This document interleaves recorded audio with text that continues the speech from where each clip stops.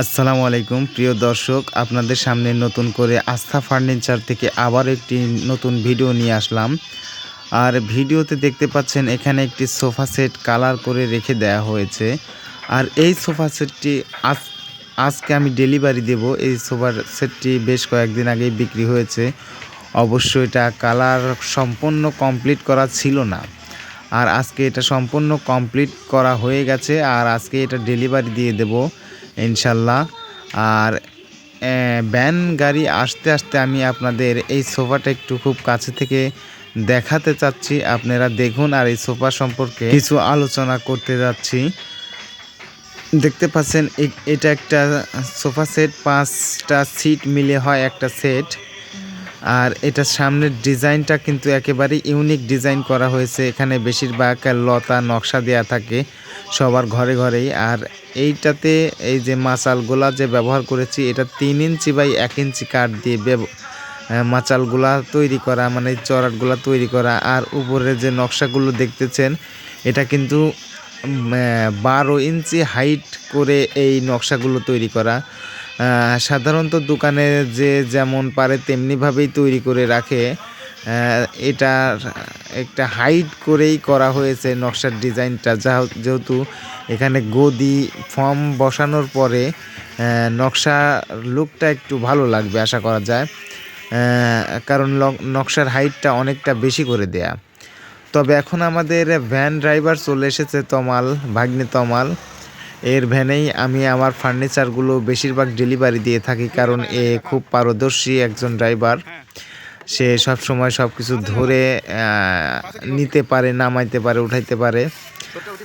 দেখতে পাচ্ছেন তমাল কিন্তু খুব স্মার্ট একটা ড্রাইভার। সে সব সময় আমার এই আস্থা ফার্নিচারের বেশিরভাগ ফার্নিচারগুলোই তমালের দিয়েই আমি জায়গায় জায়গায় নেই। তবে তমাল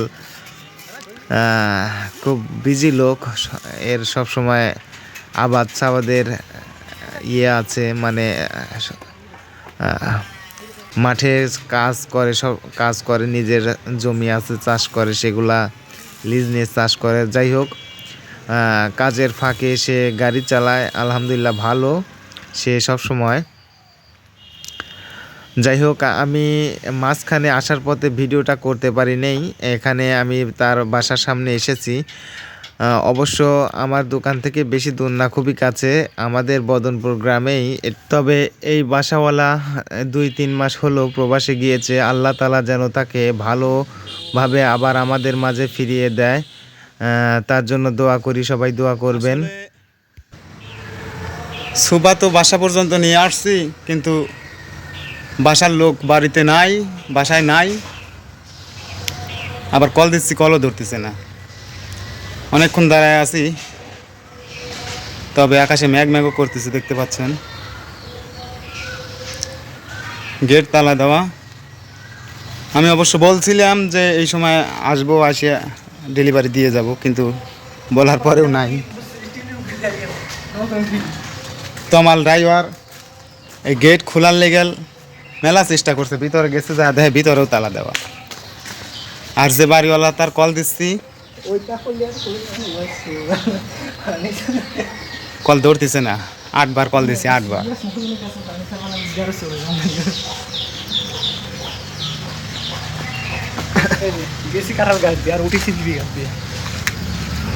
তারপরেও এখানে ভ্যান থেকে সোফাগুলো নামিয়ে সোফার উপরেই বসে তাকে কল দেওয়ার চেষ্টা করছি। আর সবসময় কল দিচ্ছি, কলটা রিসিভ করছে না।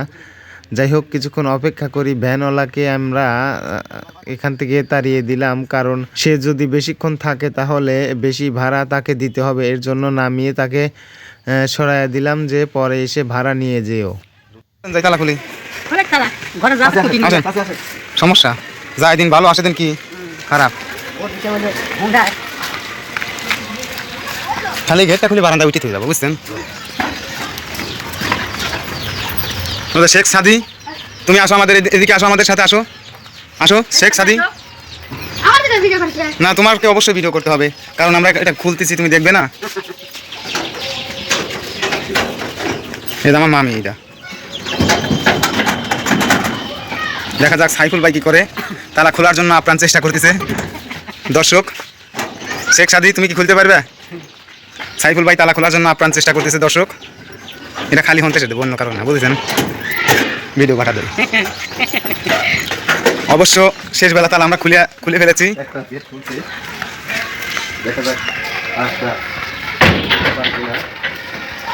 আর আমরা যেহেতু বাড়ির মালিক নেই, আমরা এই বারান্দায় উঠায় রাখবো। এখন আমরা দ্বিতীয় নম্বর তালা খুলতেছি। এটা খুব সহজেই তালাটা খুলে গেল, কিন্তু তমাল নাই, অনেক পিঁপড়া।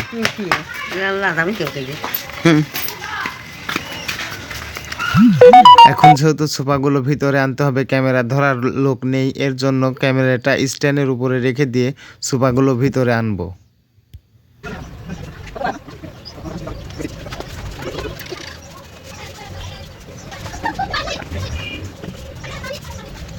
ভিডিওটার স্পিড একটু বাড়িয়ে দিলাম, যেহেতু মানুষের ধৈর্য কম, দেখার জন্য অনেকটা সময় এমনিতেই নষ্ট হয়ে যাচ্ছে। তারপরে অনেকটা ভিডিও স্পিড বাড়িয়ে দিয়ে এই কাজগুলো করতে হচ্ছে আমাদের। তবে স্পিডটা বাড়িয়ে দিয়ে দেখারও একটা মজা হচ্ছে, ফানি ভিডিওর মতো। অবশ্যই এটা ফানি ভিডিওর মধ্যেও নেওয়া চলে। অনেকটাই ভালো লাগলো আমার নিজের দেখেই হাসি আসছে। তারপরেও আলহামদুলিল্লাহ সোফাটা সুন্দর মতো ডেলিভারি দিয়ে দিলাম। এখন আমাদের আপাতত ভিডিও সোফা ডেলিভারি দেওয়ার কাজ শেষ। তো এখন আমরা ক্যামেরাটা নিয়ে যেভাবে তালাগুলো খুলেছি সেম সেইভাবেই তালাগুলো আবার লাগানোর চেষ্টা করছি।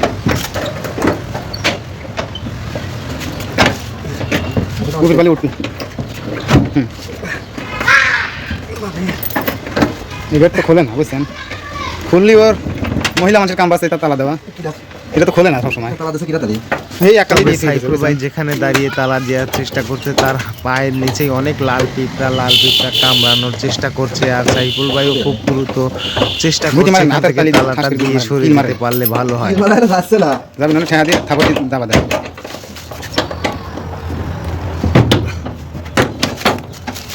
লাগছে, এই তো তালা লাগিয়েছে।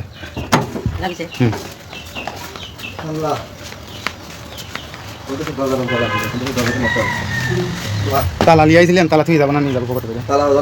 লাগাবি না, লাগানো তো আমারই লাগবে না। থাক, পকেট আছে, পকেটে থাক। কোন বলে তালা লাগানো লাগবে?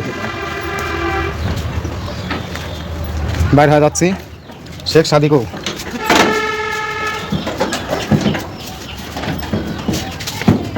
শুনবি মনে হয় কেবে তালা দেয়, আল্লাহ জানে। হ্যাঁ, সাইফুল ভাই মোচর পারি কামাইছে মেলা হাতের ধরে কামাইছে তালা দিলে। তুমি মহিলা মানুষ কেবে করে দিতে তালা? আমরা মিস্ত্রি মানুষ পারতেছি না। আমার বিশ্বাস হচ্ছে না যে উনি মহিলা মানুষ এত সহজে তালা দিল কিভাবে। আপনি কাম করেন, তালাটা এমনি পড়ান, এমনি পড়ান, সিগেল হাতে পড়ান। হ্যাঁ, সিগেল হাতে পড়ান। বোঝেন নাই এখনো? না বোঝেন নাই। নেন তালা, বুঝছি খাদ্য।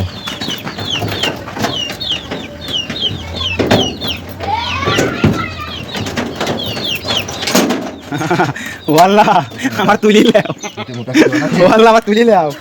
হ্যাঁ, আমার মিস্ত্রি মানুষ আমরা সিগেল দিবে পারতেছি না, আর হে মহিলা মানুষ তালা দিয়ে তুই গেছে কেউ করে। ওয়াল্লাহ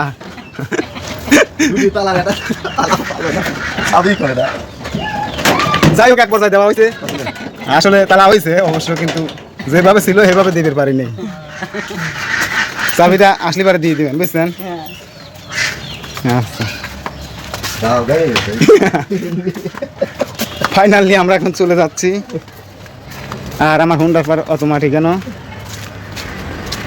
নাকি মাটি না? ভালো একটা ব্লগ হয়ে গেল।